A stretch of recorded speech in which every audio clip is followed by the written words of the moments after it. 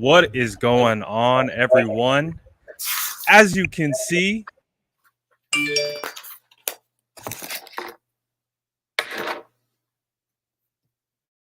joined here by the Splash Cousin, Jordan Elliott of Niners Nation, who's been killing training camp coverage. He's been there every single day for the most part and has been continuing to just put out great coverage on the timeline on Twitter. Make sure you're following Jordan at @splash_cousin on Twitter. And we're going to get into this. First of all, Jordan, how are you feeling today? How are you feeling overall with the practice and how everything went? I'm feeling really good. I think today was the best that both quarterbacks looked at the same time. So it really was more of like, time to make a decision. Not time to make a decision, but it was more the decisions are going to be made based on the merit of how good both played rather than, like Trey looked really bad and Jimmy looked great or, vice versa. Trey looked great and Jimmy looked awful. Today was the first day where I really thought both quarterbacks played at an above average level. And they put a little bit of pressure on Kyle to kind of have to, spin the wheels a little bit and kind of decide which way he wants to go with the starting quarterback spot. We know he said repeatedly that, Jimmy's the guy for now. And I thought Jimmy had a good practice for the most part. But Trey also you can't ignore the physical gifts this guy has. Some of the throws he was making, particularly during red zone drills, were just out of this world. And that throw that he had to throw on 3rd and 8 during a 2-minute drill that he threw 35 yards down the left sideline, dropped it in perfectly to Trent Sherfield, right in the bucket. Didn't have to slow down for it, got over the trailing defender, just a perfect ball. He really, literally could not have thrown a more perfect ball.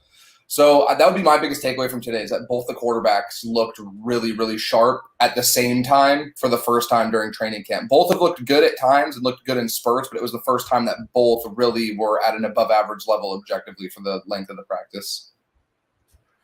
Well, I hope you guys caught that. I don't know if it's my internet connection or what have you, but it was going a little bit crazy. But hopefully you guys were able to hear Jordan. He was kind of cutting in and out for me, but essentially I believe he was talking about the quarterback play and what Jimmy and Trey were doing today. And before we get much further into it, let's talk about some of the admin stuff. There were some players that weren't practicing today and some new players that showed up today. We had Shaquille Calhoun and Alexander Myers show up in practice today, actually prior to an announcement from the team. And then we found out that Mark Fields and Isaiah Williams were waived from the team to make room. Kyle Shanahan came out today after practice and mentioned Tart was not playing, or Tart, who is on PUP, doesn't appear to be headed back anytime soon. And then also Jefferson, the other safety, is dealing with some tightness as well and was held out. We also didn't see Jalen Hurd today after he got the day off from Sunday, I believe it was. So, Jordan, tell me a little bit about Jalen Hurd, and do you kind of anticipate him still being a lock to make this roster, or do you feel like that might be in question at this point? Well, it's definitely in question. He is far from a lock. I don't think he's going to make it, and I feel pretty confident saying that. I said that this morning when you and I were talking because we've discussed it over the last few days, that when he has been out there, he's running with the second and third team. He's going with the 2s and 3s, and he hasn't really looked strong even when he has been out there with backups. I haven't seen anything in terms of burst or explosion from him that would make me believe that he is a guy that just has a clear path to a starting spot. I'm sure they still have that role for him that they envisioned when they initially made that pick and they drafted him in the 3rd round a couple years ago. And I'm sure that they were hoping that maybe that injury setback and that freak ACL injury he had in a non-contact workout last year would just be hurdles they could clear. But he's missing time. He was unavailable for practice today because he couldn't go out there due to just feeling he just didn't feel right, I think was the verbiage they used.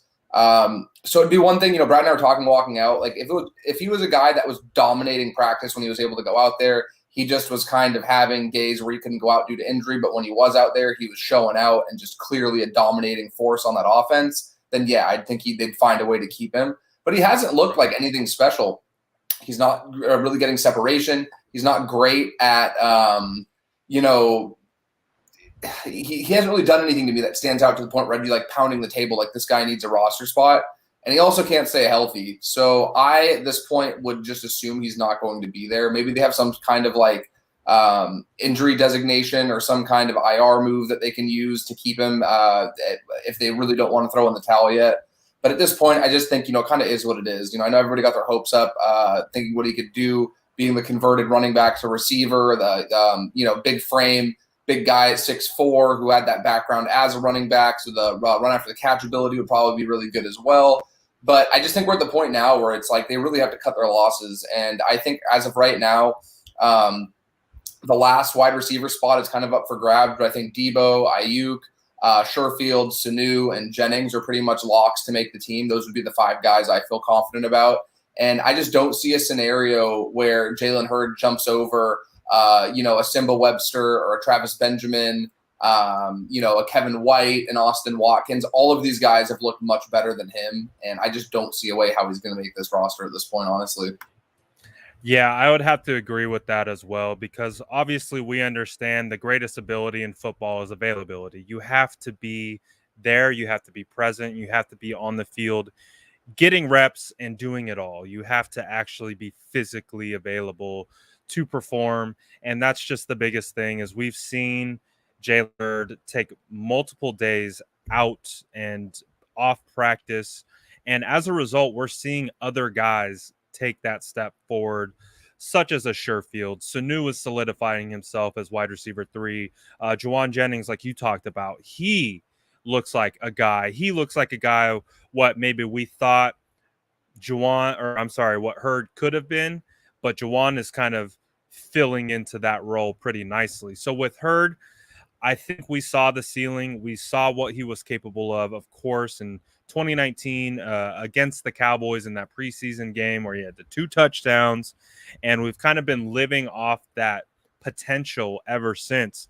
But again, he is not, when he is available and he is practicing, I think the biggest concerns are, like you mentioned, he's not wowing. He's not making a ton of plays. He's had 1 catch, I believe, in team periods since practice has started this entire time. So I agree. I believe it's not looking good for Hurd. If this was a trending up or trending down segment, Hurd would absolutely be trending down, and it's not helped or aided by the comments by his wide receiver coach, by his head coach today after practice. It just sounds like they are slowly gearing towards moving on from Hurd and just going with the guys who are available. But with that being said, what are some of the, I know you listed the wide receivers that you think are going to make the team, but out of those guys, or whichever guys that you mentioned, who are some that are sticking out and standing out to you in practice today specifically? I would say Austin Watkins probably. He has this propensity to find soft spots in the particularly in the red zone, and he has had a really good showing with his contested catch ability. I think he's a guy who's able to contribute on special teams too, because as great as you want these guys to be as receivers, when you're that far down the depth chart, you need to add some kind of value as a special teams player. So Watkins would be the guy for me.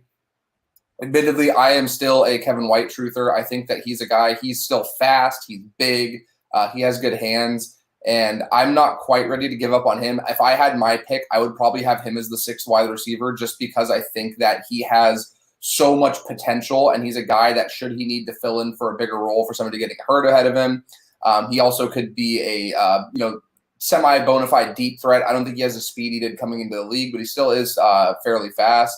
So those are the main guys for me. But honestly, it's been kind of underwhelming on the backside. I think Simba Webster has looked really good at times too. He's another guy. I would have any issue if they brought him on as a guy who could also contribute on special teams. Maybe he does some return work, has good speed. He's ran some crisp routes, but then he's also going against second and third team DBs. So some of these times, like, it's hard to do evaluations on guys like that. But for the most part, I've been fairly underwhelmed by the bottom half of that, kind of receiver room and those guys that are fringe roster players. Nobody's really separated from the pack, and that's the biggest thing I'd say. Those 5 that I listed clearly have played better than the rest, in my opinion. But that 6th spot is still up for grabs, in my opinion. Honestly, if it was up to me, particularly if Michael Pruitt it doesn't have a serious injury and he comes back, because I believe he'd be the 3rd tight end, I'd honestly keep Jordan Matthews as the, this like big slot 4th tight end hybrid player that can do both, because he's looked better than any of those receivers that we were just talking about, in my opinion. And even though he's a converted tight end now, technically, I think that he could still offer value as a receiver, and you don't really have to fall into that mold of there's 6 receivers, 3 tight ends, and however many guys you have on the depth chart. I think he would be a genuine kind of hybrid where he could be either a 4th tight end one day, maybe he's a 6th wide receiver another day, but he's looked far better running routes and catching balls and blocking and all the things you'd want out of a guy getting a final roster spot than any of the players that we talked about before. That's a really good galaxy brained thought by Jordan, as he always brings, because with Kyle Shanahan and what he likes to do, he likes to run with big slots. He does. Look at Juwan Jennings, where he's been playing in practice, and Mohamed Sanu. We saw Mohamed Sanu run exclusively with that first team unit when they're running 3 wide sets as the big slot wide receiver with Ayuk and Debo on the outside. So Jordan Matthews could theoretically just be another one of those pieces, but now he plays tight end. And what we actually got to see today, which I haven't seen since my time at practice, I don't know if you had seen it either, but we saw one-on-one blocking drills between the running backs, linebackers, tight ends, and safeties. Typically, we don't see that. The one-on-ones that we see are in the passing game, but this was an opportunity where we actually got to see some guys block. And one of the guys that you mentioned, who we were just talking about, Jordan Matthews, had a couple really nice pass blocking blocks. So again, Jordan Matthews is stepping up. I like that thought process. It makes a lot of sense. If I had to throw my hat into the ring for potential 6th wide receiver on the roster, I am liking what I am seeing out of Austin Watkins Jr. I'm not going to lie. He's continuing to make some pretty tough contested catches. He made 2, I would say, highlight reel type catches. I believe one was for a touchdown from Josh Rosen, which might have been the longest pass of the day, which was actually a really nice pass by Josh Rosen, which we haven't seen too many of throughout camp. But he was able to get it right in the bread basket of Austin Watkins, and basically Austin just walked in for a touchdown. Another one, Watkins had a really nice jump ball grab against Yamador Lenore. Those two continue to battle and go back and forth, but I believe Watkins landed out of bounds, so technically didn't count, but it was still a showcase of how strong Watkins' hands are. So he's a guy that I like to be like that dark horse, undrafted guy. Who knows? Maybe he cracks the squad. But from a running back standpoint, running back, linebackers, I will stick with running backs. What are some of the things that you're starting to take away from the running back position? So the clear, I was going to say bell cows, but the clear top of that pecking order is Mostert and Trey Sermon. They clearly have a plan where they're going to use these guys and kind of play off each other's strengths. Mostert provides that big home run threat where he can really explode, and every time he touches the ball, he's a threat to take it to the house just based on that pure elite track speed that he has. And Sermon's a guy who, while he's not as nearly as fast as Mostert, he has tremendous balance. He runs through contact well, so he'll be a guy that will, over the course of a game, wear a defense down with gains of 4, 6, 8 here, 5 there, where it's not really blowing away with these huge chunk plays, but over time, those really do add up over the course of a game. So those guys are getting most of the run with the first team. And I think it'll be similar to anybody who watched Kyle Shanahan when he was the offensive coordinator in Atlanta during the year they went to the Super Bowl and the year prior to that, where they had Devonta Freeman and Tevin Coleman both in a kind of 1A, 1B role. One week it would be one guy being featured more, and they'd flip back and forth. And while Freeman may have had the better statistics by the end of the year, I don't think that it was a situation where he was clear-cut, the number one option week in and week out. And I think we'll see the same thing with those two. And then with the second team, Wayne Gallman is getting the first looks with that second team. So I think that there's some path for him to make the team. It'd be really interesting to see how it would have shaken out if Jeff Wilson hadn't gotten hurt. But because Wilson won't be on the team for the foreseeable future as he's rehabbing from that torn meniscus, I think that Wayne Gallman has a pretty strong chance to make the roster. Kyle Shanahan, for whatever his reasons are, which it makes sense. He doesn't like giving the ball to rookie ball carriers for the most part. He tries to keep rookies off the field as much as he can, particularly at the running back position, because there tend to be ball security issues and certain things like that. Understanding pass protection, little nuances that may go unnoticed to the casual observer, but for somebody who's as a detailed football mind as Shanahan, it really means everything to him. So I think Gallman has looked really good in pass protection as well. So those three are pretty much solidified in my opinion. Elijah Mitchell is the guy where it really gets interesting, because Elijah Mitchell, to me at times, has looked like the best receiver on the team coming out of the backfield. And today he had a great pass protection rep. I was off. They were individual drills. They were all over the place. So I wasn't watching at the start of the drill, but Brad got my attention when he let out a pretty significant, he was pretty surprised. He put Dre Greenlaw on his back. Like, he planted him into the ground. And that's, Dre Greenlaw's a big dude. And, Mitchell held his own in pass protection and put him down. So if he's able to translate that ability to pass protect like that and combine it with his already clear natural gifts as a receiver, he's a guy I think who has a significant chance to get work on third downs, even though I do think that Sermon probably will get the third down work as well, just because he's such a complete back. So those four look really good. And then, I know JaMycal Hasty is a fan favorite. He had some moments last year where he flashed. The thing with me about Hasty is that he looks really good when they're running these one-on-one reps, because he has this great quick twitch where he'll fake to one side and cut back, his quick one cut, faking one way and cutting back to the other. It's great, but it's his only move.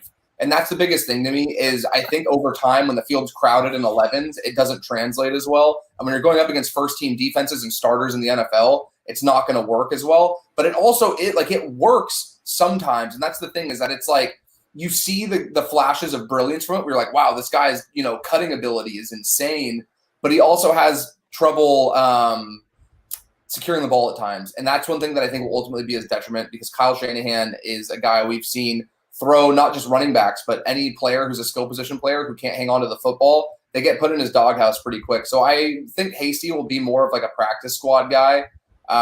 But ultimately they're going to carry 5. I think Juszczyk always counts as 1. We have to remember that.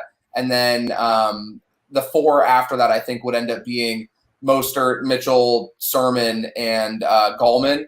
And then it'll get very interesting, when Jeff Wilson's able to come back, because again, I'm a huge Jeff Wilson fan. For anybody who knows me, who's followed me for a while, I think he's been one of the more underrated players on the team for a couple of years. So I have a hard time thinking that just because he tore his meniscus and he's been out for a little bit, that he would be replaced by any of the guys we mentioned. So it'll be really interesting down the line whenever he's activated. But I think as of now, the running back room is fairly set.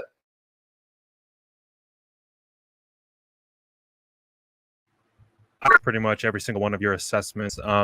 Again, you touched on the one-on-one drill that happened today, and it really was one of those kind of eye-opening things, because obviously running backs, they have a propensity to show the ability to play out of the backfield, run in between the tackles, be able to do a lot of things with the ball in their hands. But a lot of things that fans maybe not might realize is how important it is for these guys to block and stay in and block in passing situations, because there's a lot of times when if a defense is bringing more than 4 or 5 defenders, a running back has to stay home and help and typically meet a linebacker or safety or whoever in a one-on-one situation. And so it was really cool that we got to see that from Elijah Mitchell today against one of our better players. Dre Greenlaw, for the most part, has been having a fantastic camp. He's seemingly all over the field. And so it was really, really fun to see basically Elijah just turn his shoulders, get the leverage, and just plant him straight on his back. Clearly, everyone responded really well to it. Dre Greenlaw didn't like it at all. Dre Greenlaw wasn't happy, and I wouldn't be happy either if I got planted on my back from a 6th-round rookie running back who's smaller than I am. But again, just speaks to the things that we're seeing out of Elijah Mitchell and really, really liking his development as this continues to move forward. And I think your assessment of the rest of the running back room is pretty spot on. Let's kick it back to defensive backs. What are you seeing? What'd you see today from the defensive backs? Was there anything that stood out to you? Anyone that made you say ooh or ah today? Yeah, Emmanuel Mosley's been phenomenal since he came back, and I'm a big believer in Mosley as well. I think he really embodies what they want to do as an organization. They took a guy who was undrafted, played in a tough conference in the SEC, got some work against guys consistently who were NFL level receivers, and they've developed him slowly over time. And we know, obviously, in 2019, there's kind of the revolving door with him and Ahkello Witherspoon. It seemed like week in and week out, it was going back and forth. Last season, he got that starting role, and I think the biggest issue was that a lot of the stuff that he was having problems with, I think, were scheme related. And the 49ers, when they had Richard Sherman out there, they were running a lot more zone, and he was going to stay on his side of the field regardless. And ultimately, what ended up happening was teams were just throwing, DK Metcalf or DeAndre Hopkins in these divisional round games. They were just basically targeting Mosley 15 times a game. And while he did get beat and he had some struggles there, it's also pretty tough to cover these guys when you're getting the ball thrown at you that many times and you're going up against receivers of that caliber. So I think with this year, it'll be a little different because Jason Verrett, I believe with them playing man more often, number one, and then number two, I think D'Amico Ryans will be a little bit more inclined to have Verrett shadow another team's number one and move him all over wherever that receiver may line up. So I think Mosley is a guy who's really just going to be tasked with guarding, the second best receiving option on team, maybe even the third sometimes. And I think he's going to look great for the first, 8 days of camp or so. He was on the COVID list, so he wasn't out there. So there was Tim Harris was out there, Dante Johnson, Ken Webster, even Ambry Thomas and Diamador Lenore were getting some looks out there. And truthfully, none of them looked very good. I thought out of all of them, Webster probably looked the best. But immediately when Emmanuel Mosley made his return to that spot, that first day of 11 on 11s when he came back in pads, the first ball that got thrown at him, he stepped in front of, he undercut the route, and he got his hands on the ball to break up the pass. He obviously, I'm sure everybody's heard about today, he had the interception of Jimmy Garoppolo during the situational 4th and 8 drill with time running out. The ball was thrown a little bit behind Kittle, but Mosley put himself in a great position, got his hands on it, and picked it. So, I've talked a bunch about, Ward and Verrett, and we all know K'Wan Williams is really good at what he does. You and I both have been banging the drum for Tavon Wilson. So I think it's time to give Emmanuel Mosley a little bit of love today. He has been phenomenal, and I think that he is going to take huge strides as a guy that, he's not going to be, like a shutdown corner by any means, but I think he's a more than capable, solid NFL starting level player. And for the contract they signed him to for the next 2 seasons, it's extremely affordable, and I think that's going to help them tremendously in the long run. When we look back at the end of this season and we see his performance compared to what he's making salary-wise, I just think it's a win all around for the team. All right, so I'm not even going to pretend. I didn't hear a single word you said, Jordan.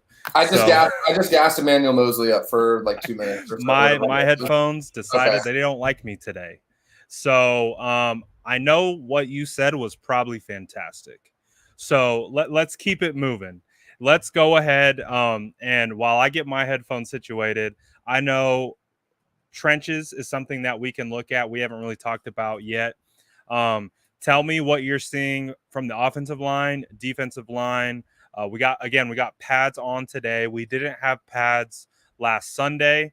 So Sunday, it's hard, and just for fans and to understand the context of offensive and defensive line play, it is very, very difficult to evaluate one side or the other in regards to non-padded practice between offensive and defensive linemen.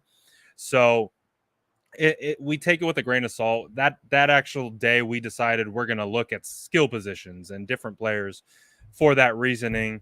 So today we got some pads on. Again, they're on the far field, so it's still very, very hard for us to see. But what did you take away from any reps that you saw from 1v1 periods, team periods? What was anything that you saw? Well, just over the entire course of camp, it's kind of, I don't want to say it's funny, but it's kind of ironic that I think, and just my subjective opinion, but I think objectively a lot of people watching the same thing might agree. I think Jordan Willis has been the best edge player and defensive line player on the entire team during training camp. And he's a guy who, as many know, obviously he's suspended for the first, I believe, 6 games for a PED suspension.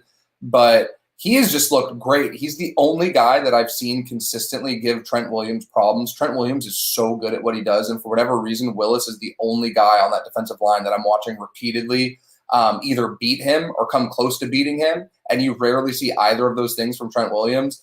They're running him all over the place. They're having him stand up. They're having him rush inside from 3 tech standing up. They're having him in the 9 tech outside. They're having him run stunts. They're even dropping him into coverage. He's been doing all sorts of stuff. So I know you and I talked last year when they got him.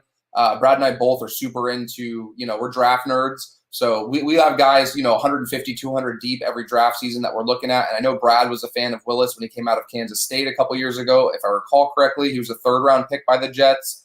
And the thing with Willis is that he's a guy who just, was not really a 3-down defensive end, but he was a guy who had tremendous athletic ability. He had good bend. And if you have a good bend around the edge, that's almost always going to translate well for pass rushing reps. And I think what happened is after spending 9-10 months with the 49ers, with Chris Kosarak, and with that defensive line, staff, and especially now with Darryl Tapp joining, he's just really tapping into that, tremendous physical athletic ability that he has. And I think that he's a guy who's going to be a significant part of the defense whenever he returns from that suspension. I don't see any way, even with him being suspended, that they don't have a plan for him to sort of reprise his role as a pass rushing specialist, as we saw towards the end of last season. He's just looked great, and he's somebody I haven't seen too many people talk about. But again, if you're beating Trent Williams with any kind of consistency and you're giving him a hard time during one-on-ones and during 11-on-11s, you deserve some kudos because, like I said, I think Trent Williams is the best player on the team. I think he's the best left tackle in the league. And Willis has been there's been a few reps where he's really just kind of kicking his ass a little bit. And I'm like, that's going to really jump out to me again, based on how good Trent Williams is. So I just think that Jordan Willis deserves a little bit of love. And I understand that it might not happen because he's not going to be there week 1, but he's certainly should fall into their plans. And I'll add real quick too, you don't want ever to have your players get suspended for performing enhancing drugs. You don't want them suspended for anything. You want them available for any amount of games that they can play. But I might just add the silver lining to that could be, even though it is just 6 weeks into the season, they're getting Willis coming in with fresh legs, and he might be a guy that might be able to come in and kind of replenish that defensive line after they've gone through a few weeks of battling in the trenches. So, again, I'm really excited to see what happens with him this year. Yeah, Willis has been playing really, really strong, and he's not ultra flashy in regards to his build or his complete athletic profile, to be honest, but he keeps flashing. He keeps showing up and he keeps showing out. My headphones are back, so I heard the Willis part. Not sure what you said before, but one of the guys that continues to flash for me on the interior defensive line is Mo Hurst. Mo Hurst, again, he's one of these like hybrid interior defensive linemen where he just has the ability to be fast, be quick, but also win with power. Kind of similar to what we see with DJ Jones. Zach Kerr has proven to be someone of that mold as well. But today, Mo Hurst had one of the better reps from my standpoint that I was able to watch. I know you might have touched on it, but we were jumping around trying to pay attention to 3 different one-on-one periods at once. So we were doing our best to follow along as best we could. But one of the ones that I caught was Mo Hurst going up against Alex Mack. And again, Alex Mack has had a really strong camp so far with the 49ers. And Mo Hurst was just phenomenal in regards to his get off. He got off the ball so quick to the point where he was around Mack before Mack even knew what to do. And Mo Hurst essentially just straight up beat Alex Mack with speed. And it was pretty awesome to watch. And again, he's done that a couple days. He continues to stack these types of reps together. Again, I know he's buried a little bit on the depth chart, but he's a guy that I really like. I keep watching on the D-line and keeps showing me some stuff. I think if we transfer over to the offensive line, I think it's safe to say that the rookie offensive linemen are still getting their feet wet here in the NFL. I don't think we're going to have a situation where we expect either Aaron Banks or Jalen Moore to be huge, significant contributors here in year one, at least right away. Jalen Moore shows promise. He shows traits, but again, the game in the trenches is so much faster than what it was in college. These guys are definitely going through a bit of trial by fire at the moment. So we're going to, we're not going to tear these guys down a lot. I think Aaron Banks is starting to feel more comfortable. I think you're seeing it with his body language. You're seeing it. He's starting to win a couple more reps than he was, let's say, at the beginning of last week. So they're starting to stack positive plays in the right direction. But I think with both the rookies, it's just going to be an acclimation process for them.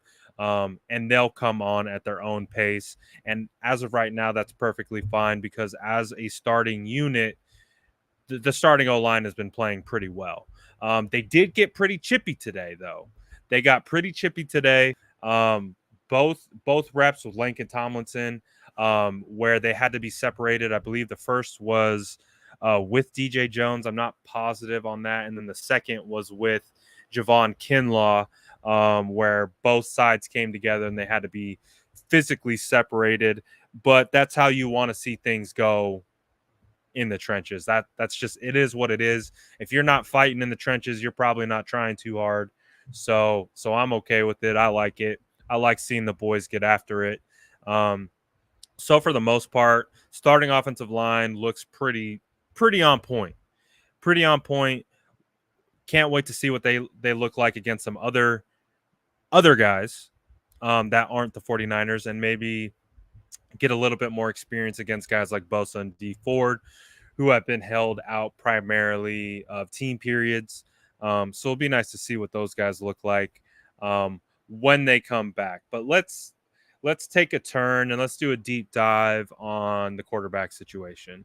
I know you touched on it a little bit when we hopped on, Jordan, but what are you kind of thinking right now in regards to what you've seen from today? Did you feel like today was a good practice? Did you feel like it was a down practice? What are you feeling from today's practice from the quarterbacks? So I think that the one thing I would point out, I'll start with Jimmy just because he's, the starter right now. He's the quarterback one. As anybody who's followed Brad and I on Twitter or watched Brad's lives probably noted after Sunday's practice, Jimmy had his best day yet. He looked more confident. He looked less hesitant. He looked much more aggressive. He just looked better overall. And that was the first thing I noticed just during individual warmups when they were just, warming up their arms, throwing. The ball was jumping out of his hand in a way that I hadn't seen yet during camp. He looked like he was throwing with a little bit more authority. He was throwing with a little bit more zip on the ball behind him. So I think that that's one thing to keep an eye on moving forward is maybe he's gotten a little bit of that confidence back, and he just, for whatever, because you don't just wake up one day at almost 30 years old and just, change the way you throw the ball. I just think that there's a little mental aspect to this where he might have just an increased confidence going, and that's reflecting in how he's throwing the ball around. So I thought Jimmy looked pretty sharp for the most part throwing the ball around. He had a really impressive throw during one-on-one drills. I can't remember who it was to. I had it in my notes. I don't want to, be looking down and rifling through my notebook. He had a really impressive throw during one-on-ones. I forget. I think it might have been to Ayuk, but he placed the ball over Jason Verrett, who was in coverage, hit the receiver on the left sideline about 20, 25 yards downfield, placed it with great touch. And again, it was one-on-one drills, so it's not like, you're going to have to take the chance regardless. It's not like he opted to take that instead of a check down or something. But he's looked much more aggressive, and I thought he did a really good job. So George Kittle killed 11 on 11s today, and I said in a tweet I thought he was the best player on the field today. Jimmy was consistently looking his way, but he was also throwing some balls over the middle that weren't gimmies, where he had to fit a ball into a tight spot and be decisive with his reads, and I thought he looked really good doing that. He had a great throw to Deebo Samuel during a situational drill where it was 4th and 8 with 10 seconds or whatever left on the clock. So ultimately you have to get the ball in the end zone. That's the whole point of the drill is you can't, you're trailing 10-14. You can't take the field goal, obviously, in that situation. And he threw a ball to Deebo on the left side of the end zone, on the sideline, about halfway between both pylons. And he placed the ball to the outside of Deebo, throwing in front of him, not behind him, allowing Deebo to be the only guy to really catch that ball and get his feet in bounds at the same time. I thought it was one of the better throws I've seen him make. So for the most part, I thought he had a pretty solid practice. He obviously had the interception that we talked about earlier. He had a couple incompletions I'm sure he wished he could take back. But he had one rep too where they faked a toss to the right side. He turned back around to his left, and Arden Key was running at him, rushing free, no blocker, nobody in front of him. And, Arden Key's a pretty big guy, and Jimmy was able to, instead of, panicking or, trying to move or throw the ball away, he planted his feet firmly, and he sailed the ball over an extended Arden Key, trying to get his hands on it, and it landed in the hands of George Kittle in the flat, and he was able to turn what would have been probably a sack into, 5-6 yard gain. Nothing crazy, but the touch that he displayed on that throw was really nice. I know Brad and I talked about it as it happened. So it was a solid day from him. And then with Trey Lance, today was a day where you really saw the potential and you start to get that gleam in your eye thinking about what the future of this franchise could be with a player like Trey Lance. He had an incredible session during the red zone drills where he threw a touchdown pass to Brandon Ayuk on 3rd and 8. I think it was 3rd and goal from like the 8-yard line. It was like 3rd and 8, 3rd and 7, something like that. And he threw an absolute laser. And that's the thing with Lance is that Shanahan's going to get guys open. He's going to scheme guys into areas where they're in soft spots of zones, or if it's in man, they get a couple yards of separation. And the quickness that Lance gets the balls into these windows is absolutely nuts. So he rifles this ball into Ayuk. He catches it over the middle for the touchdown, and then he follows it up with the next play that he was out there during red zone drills, rolling to his right out of the pocket on a designed rollout. If I recall correctly, I don't even think there was a ball fake. It was just a snap, and they moved the pocket directly off the snap. And he's throwing, running to his right side on the move, and he puts an absolute dart into the hands of Mohamed Sanu at the goal line on the right pylon with new corner B.W. Webb actually having pretty good coverage. He didn't get beat, in my opinion. It was just a perfectly thrown ball and a great catch by Sanu. And then his 3rd touchdown I'm seeing, because, again, it's on the far field, I'm seeing reports from a couple people who were closer saying that Jennings didn't get his 2nd foot down, but he threw a ball into the back left corner of the end zone to Juwan Jennings that looked like a touchdown. If I recall correctly, I think the refs did call it a touchdown. But again, it's practice. They're not going to go to replay or go back and look at any of that, so who knows. But the ball placement was great. So Lance had a really good string of reps there. He also had a really good rep during a 2-minute drill on 3rd and 8. After, the Jimmy ran the 2-minute drill and he had a couple 3rd down conversions. They didn't score a touchdown. Ultimately, if they get stopped in the red zone on 3rd down, they call it a field goal. So Jimmy's first team offense got a field goal. So I thought Lance had a good deal of pressure on him to kind of answer, and he couldn't afford to go 3 and out on that 2-minute drill. So on 3rd and 8, he throws this beautiful deep arching pass down the left sideline to Trent Sherfield, and it lands right over his shoulder in his hands. Didn't have to stop. Easily, in my opinion, the throw of the day. Any quarterback. It was breathtaking.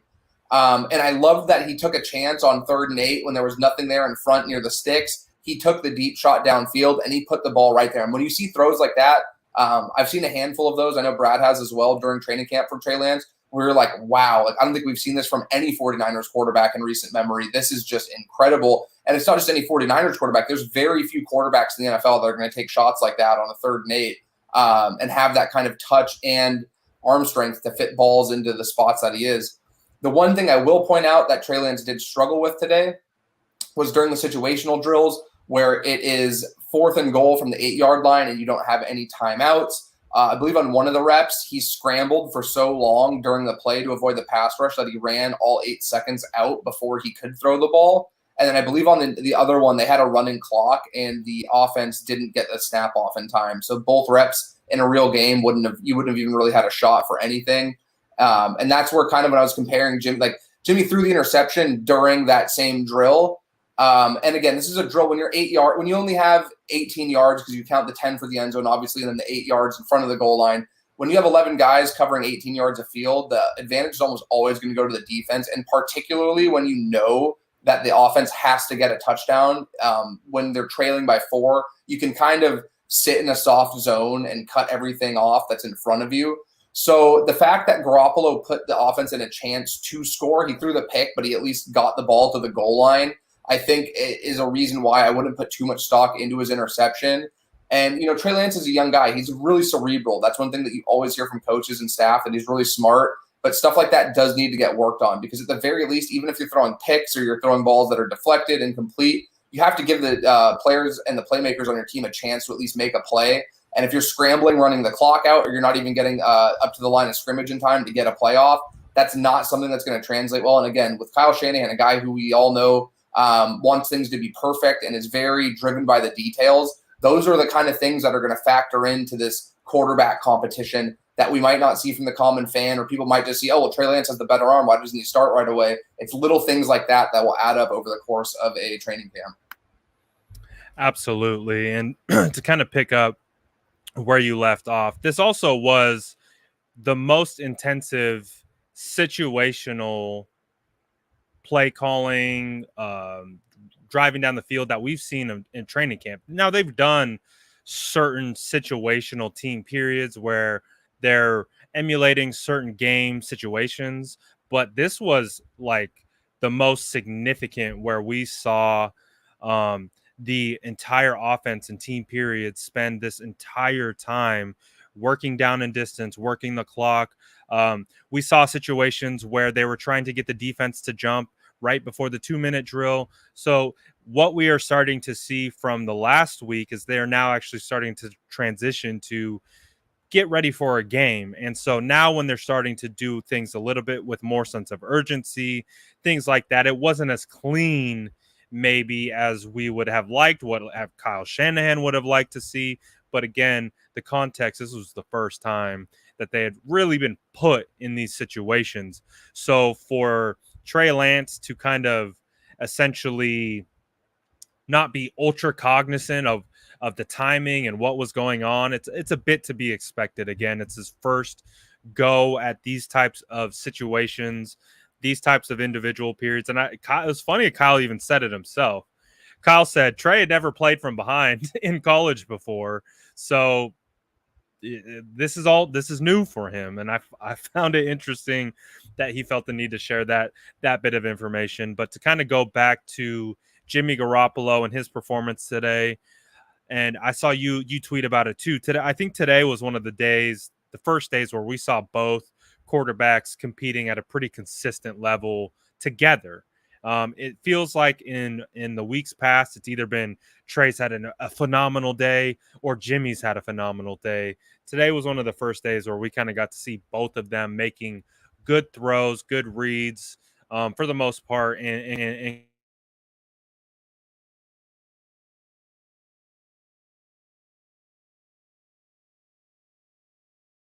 Brad, you're muted. I'm having all kinds of issues today. You mentioned George Kittle being one of the best players today on the field.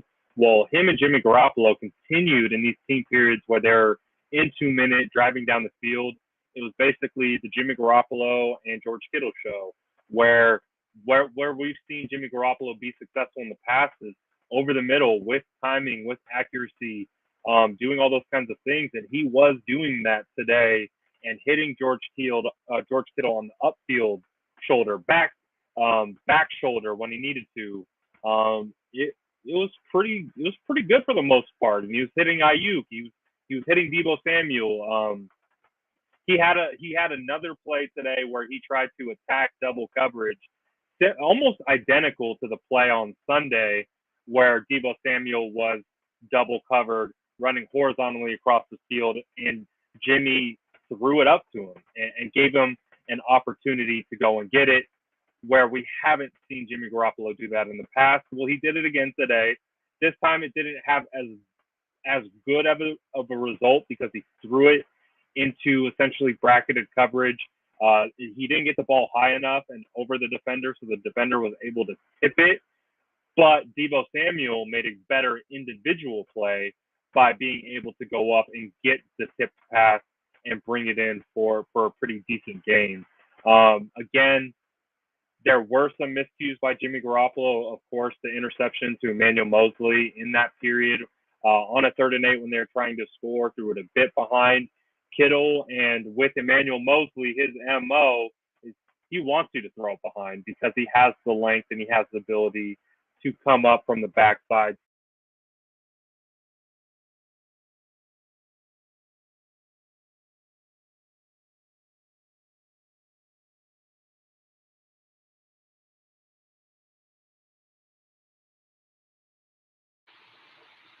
I don't feel like Kyle Shanahan was necessarily getting him in that same rhythm that we had seen earlier last week. The Tuesday and Wednesday practices still haven't really seen the same type of play calling, the use of the zone read, and the types of zone reads that they were doing that were able to kind of spring things free.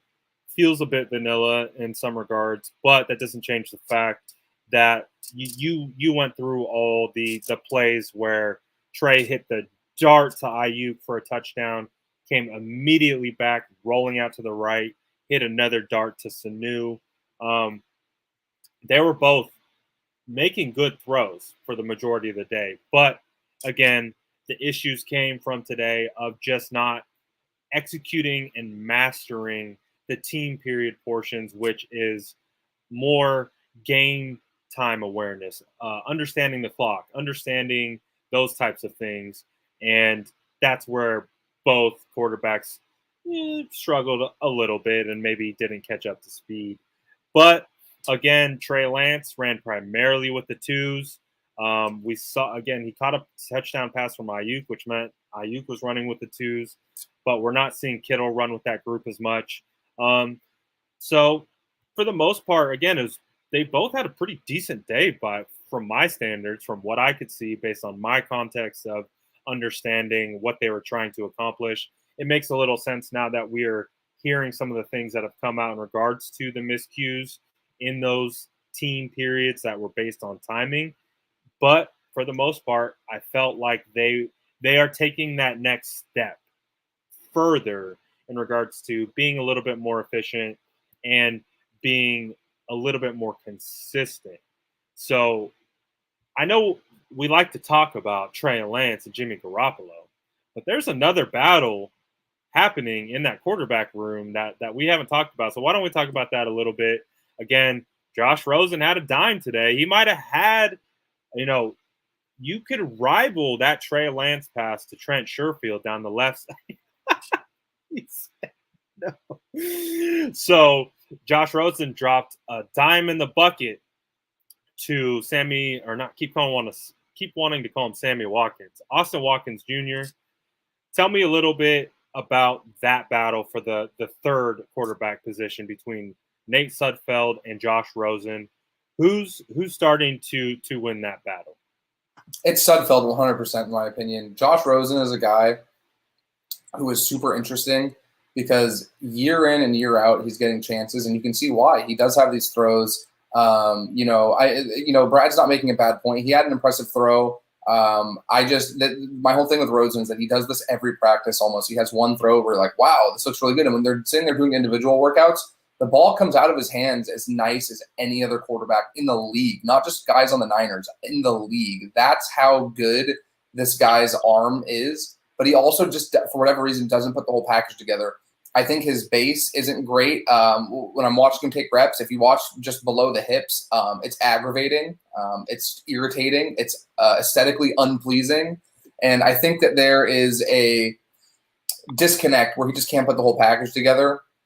And I just think that I would feel better ultimately if I really had to come down to a game where one of the guys has gone, whoever is the quarterback won, and you need to go into a game with whoever's that QB3 as the backup, or, maybe they end up even starting a game. Hopefully you never even get to that point. If there's multiple injuries, they end up starting. I would feel better with Sudfeld just because I think that he he provides a safer floor. While Rosen might have the more exciting ceiling, I think Sudfeld can just execute at a baseline level better than Rosen can. I would add right now, between the four quarterbacks, this is by far as deep as the quarterback room has been for years. So I think that that's something to monitor too going forward, is just where does Kyle feel? Does he really want to have upside in a guy he thinks maybe he can develop into a long-term backup Rosen? Or does he just want to play it safe and take Sudfeld, who I think has looked much better than Rosen has if we take the totality of camp and all the practices and stuff? But yeah, for me, it would be Rosen. It would be Sudfeld over Rosen, and it wouldn't even really be a tough decision for me at this point. I would have to agree with you. I think you spoke to it. Rosen, when he throws the ball and it comes out of his hand, it looks good. Like, it looks like he's a competent thrower of the football. it's when everything else that needs to go into being a quarterback comes into play, where everything seemingly starts to fall apart on him a bit. So I think you're absolutely right. I agree with you. I think this is Sudfeld's job.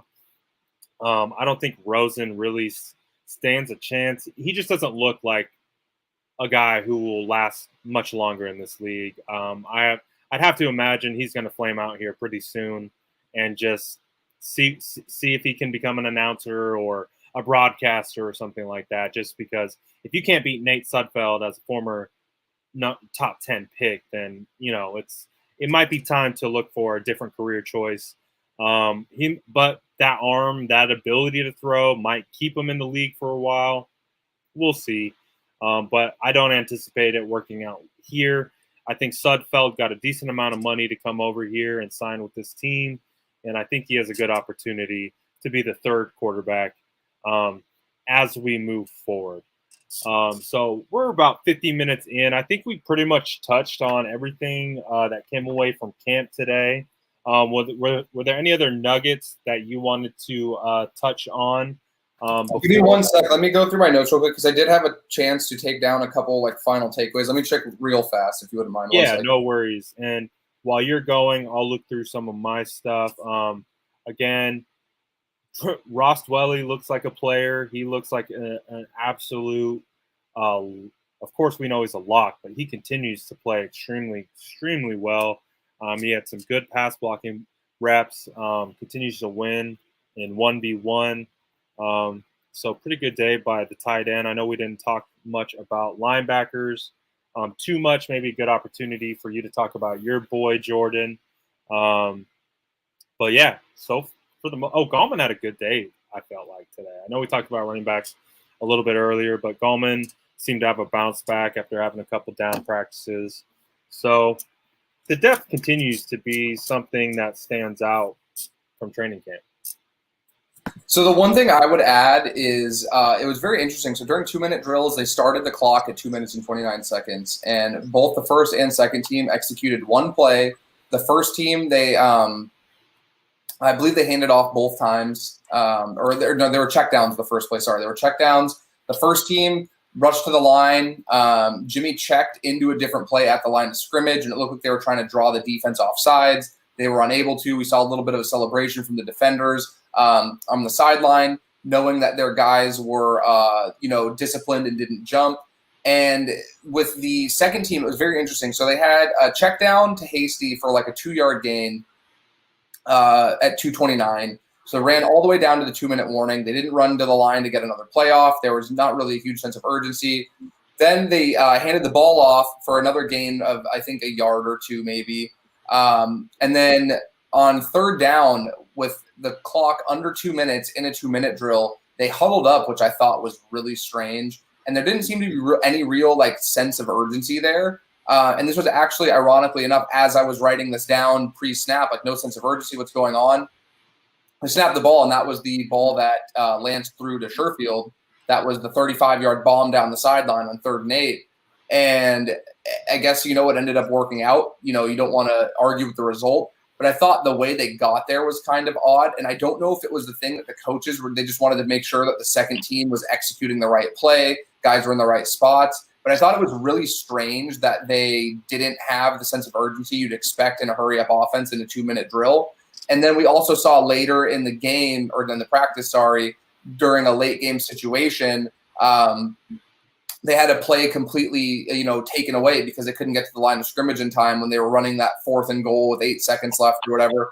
So I worry that there might be some issues with time management, clock management with that second unit. And even if, Trey Lance has a great understanding of it, ultimately some of that blame has to fall on his shoulders as the guy who's piloting that second unit. So I would say moving forward, it'll be really interesting to see if clock management becomes an issue at all with a guy who we know has all these tremendous physical gifts. He's very gifted intellectually. He really understands the install, understands coverages, and all these things that you want out of a quarterback. But the time management thing is something that definitely stood out to me today that I think kind of flew under the radar. I know a couple reporters, talked about the short yardage situation, but I didn't see anybody mention their lack of urgency during the 2-minute drill. And that's something I'd be very interested to hear if it was just a product of there being some confusion with that second team and having a rookie quarterback running that 2-minute drill, or if it was just Shanahan and the offense and McDaniel are like, hey, you know what, the 2-minute drill's there, but we want to make sure that you're calling the right play and you understand and everybody in the huddle is on the same page. So I would really like to know where the, I don't want to say blame, but where the responsibility for that, the way that 2-minute drill unfolded, ended up. Yeah, I noticed that as well. It was a bit lackadaisical. They were just kind of standing around. The first unit, you could see how urgent it was. And, again, they're all starters. They've been in that position plenty of times where they have to get the ball and move it with urgency and do all those kinds of things. Whereas you're running with twos, you're running with a bunch of rookies, you're running with guys who don't typically play in those situations. So it's new for a lot of those guys. It's new for essentially that entire second unit. So it is interesting to understand why there was a big difference. But again, you're seeing these guys split reps with at least in regards to which units they're with. They're not, Trey isn't splitting with the ones yet. But when you're stuck with that second unit, you're kind of John Lynch talked about it in his Hall of Fame, acceptance speech. We're only as strong as our weakest link, and we have to go together to be able to make all this work. And we know that the second unit is a significant drop off from the first. So it's interesting to see it all play together. I think 49er fans, for the most part, I think I can speak for myself at least. I think Trey Lance has earned first team reps. I think we're to a point where Trey Lance should be running with the ones, and we should be able to see what he can do with the starting offensive line unit, with the starting wide receivers and tight ends and running backs, and see if anything looks any different. But unfortunately, it's not a competition, right? So we don't get to see that, and I don't know if we will get to see that this week. It seems like it's going to be par for the course for the most part, where Trey Lance is probably going to be playing this preseason game, a big portion of it with the twos. So it makes a lot of sense to keep that unit intact and keep them going and allow them to build a rhythm, because they're not going to be playing Trent Williams for a lot of snaps against the Chiefs on Saturday. They're not going to be playing Alex Mack for a lot of snaps either. So I imagine it's going to be par for the course for the rest of this week. They're going to keep these units intact together because, again, Kyle's not going to want to risk injury in preseason week one of any of his starters, whether it's skill and or in the trenches. So I just imagine that we're going to get another week of Trey running with the twos, going to get a ton of run in the preseason, and then we'll see what narratives come away from that performance and if that leverages an opportunity to start working with the ones. We'll find out. But for the most part, it was a pretty fun day of practice. Jordan and I were super happy that they got pads back on and were able to do a bunch of things, run around, hit, do all that good stuff, the way football should be played. And so, again, it's game week. We saw that today. We saw the team preparing for a game. Again, why they're doing so much focus on the situational drills in team. And as we head towards the Chiefs this weekend, is there anything that you had to pinpoint or wanted to talk about in regards to that game and how everything is flowing towards that game? I mean, not really. I mean, don't get me wrong. I'm excited to have football back. Like, it's definitely a fun thing to think about. But, it's a preseason game. I'm not really, super, I'm not going to sit here and feign enthusiasm for a meaningless game. But it'll be exciting to see some of these guys get reps in a live action setting. I just, there's not a particular – I'm more excited to see what they do in camp, truthfully, than I am in the preseason. I think a lot of what they do in the preseason is very scripted, a little bit more vanilla. Obviously Kyle's not going to tip anything that he's going to run in the regular season. That would come as a surprise to anybody. Whereas in camp, you're seeing a little bit more chippiness. You're seeing those battles unfold firsthand a little bit. And you're also getting guys a chance, you may mess up on one rep, but you have a chance to redeem yourself. Whereas in the preseason, if you mess up once, that might be the only look you get, and then people draw narratives from that. So I'm excited to have football back, but I'm not gonna lie. I'm not sitting here, with some great enthusiasm for a preseason game this weekend. And rightfully so. I think the thing that we're most excited about is just seeing a lot of plays from Trey Lance. I think that's the most thing we're excited about. Excited to see some of these rookie offensive linemen, defensive backs, just get a ton of run, consecutive runs. So that's what we'll be looking for.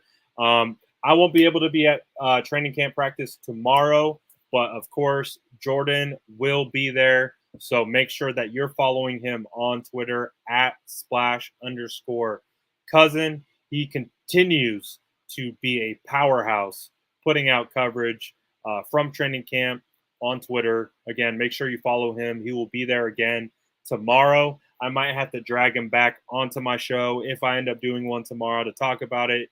If not, we'll both be back in tandem at camp on Thursday. And Thursday is the last open training camp practice of the offseason, correct?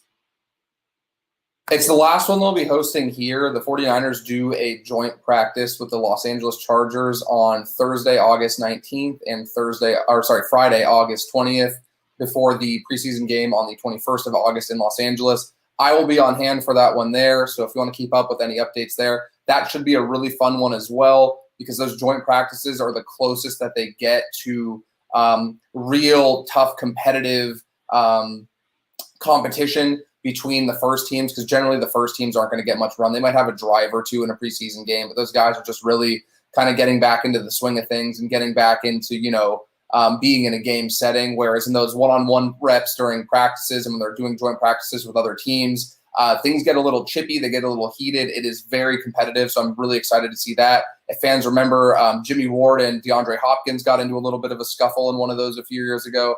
So I'm really excited to see what ends up happening there. But I do believe Thursday is the last open practice here in Santa Clara.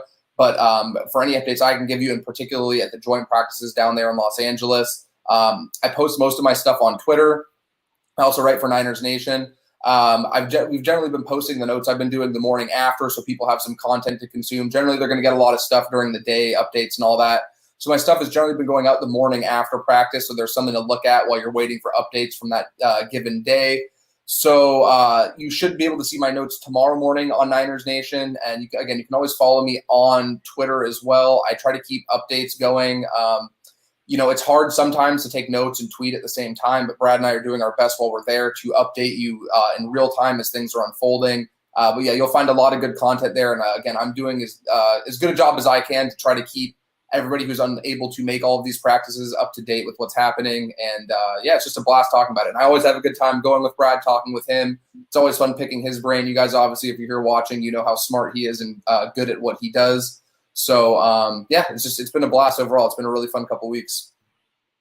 And again, make sure you're following Jordan, because he will be at those joint practices and will be giving, again, pivotal insight into what's going on. And those ones are going to be really fun, because they're actually going against other people other than their own teammates, other against the own scheme that they're used to going against. It's going to be the closest thing to preseason as we can get. So make sure you tune in for that. Thank you guys all for watching. Again, like, subscribe, do all that good stuff. And we will continue to be here to feed you training camp coverage. And as we get ready into the season, we will continue to cover it step by step every day as we go on. So again, thank you guys for joining. Thank you, Jordan, for hopping on. And we will be back soon. Later, guys.